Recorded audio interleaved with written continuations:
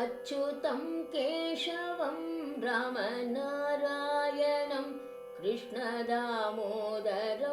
वासुदेवं हरिं श्रीधरं माधवं गोपिकावल्लभं जानकीनायकं रामचन्द्रं भजे।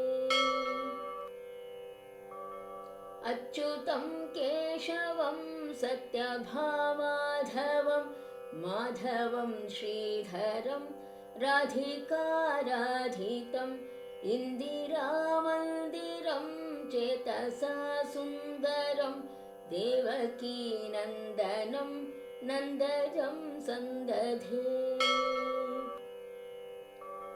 विष्णवे जिष्णवे शङ्किने चक्रिणे रुक्मिणी रागिणे जानकी जानये वल्लभी वल्लभायाचितायात्मने कंसविध्वंसिने वंशिने ते नमः।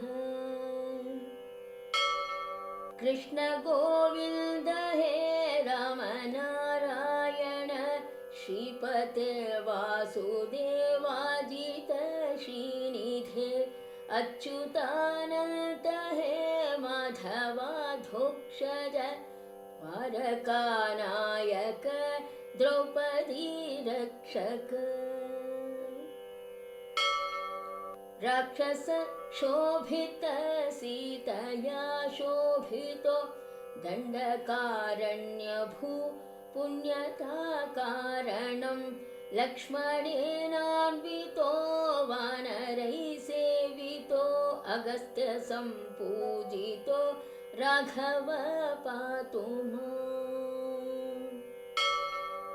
धेनुकारिष्टकानिष्टकृद्वेषिणां केशिहा कंसहृत् वंशिकावादकः पूतना कोपकः सूरजाखेलनो बालगोपालकः पातु मां सर्वदा।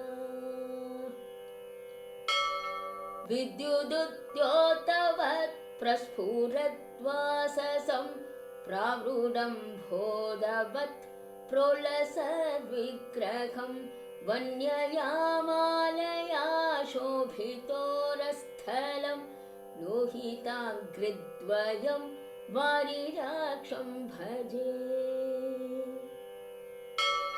कुञ्चितैः कुन्तलैर्भ्राजमानाननं रत्नमौलिं लसत्कुण्डलं गण्डयोः हारकेयूरकं कङ्कणप्रोज्ज्वलं किङ्किणीमञ्जुलं श्यामलं तं भजे।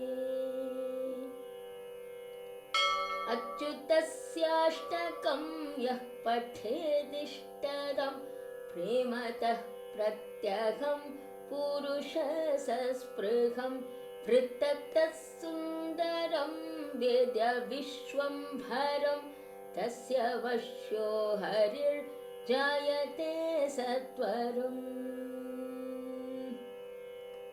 तस्य वश्यो हरिर्जायते सत्वरम्। इति श्री अच्युताष्टकं सम्पूर्णम्।